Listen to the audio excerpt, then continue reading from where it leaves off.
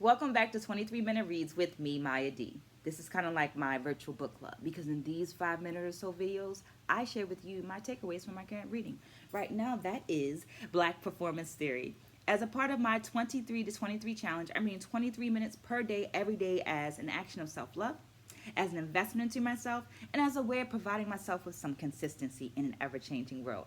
Hoping that you will join me along in this journey by liking this video, subscribing to the channel, and dropping some comments down there in that comment section so there's an actual dialogue going on.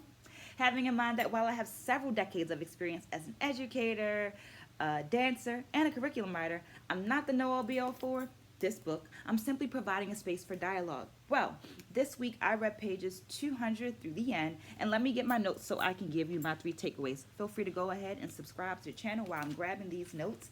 Takeaway number 1 is multilingual.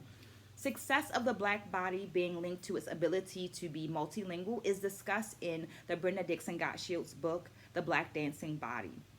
We read that book in the 21-minute read section, so feel free to revisit that section if you would like to take a deeper dive. The Afrosonic Feminist Praxis essay by Daphne Brooks in this book was felt to me reminiscent of that multilingual idea. Here it is described as diversity of vocal nuances, and for me invokes memories of the Black church choir, where its members had the ability to sing various parts of the song, the second solo, the lead, the higher part, the lower part, etc.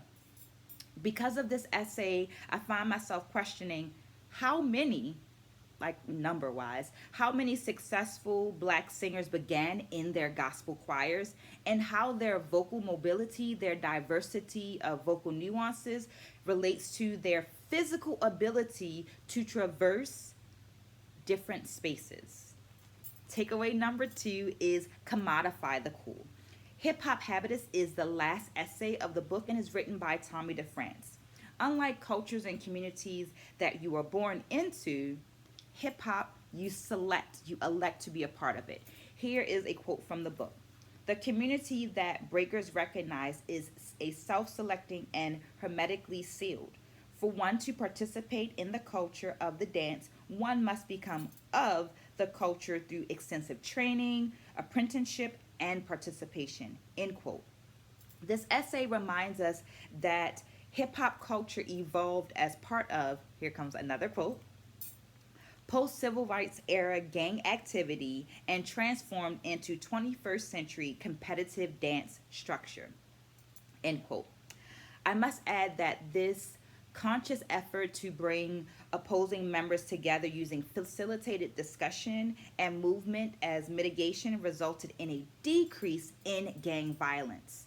But not all that information is readily accessible, is known to all, and I think that that impacts the value that was placed on the dance form until outsiders of the culture were able to commodify the members' cool via dance competitions and media. Takeaway number 3 is reproduction. Within the African aesthetic, value is placed on innovation.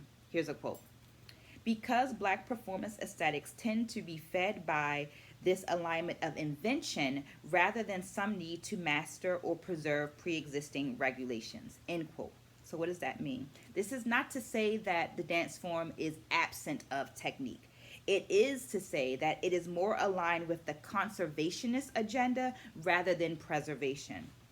Robert W. Nichols discusses this in An Agenda of Conservationists section of Dr. Welch Ashante's book, African Dance, if you would like to take a deeper dive.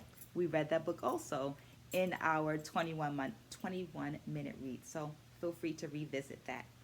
In this book, we are reminded that as the dance moved into its consumerism space of media and spectacle, the audience and the media required a level of nostalgia via repetitive reproduction that reduced the form in some cases to spectacle, meaning in some spaces hip-hop, like jazz, evolved and shifted from its politically informed origins and innovative tendencies.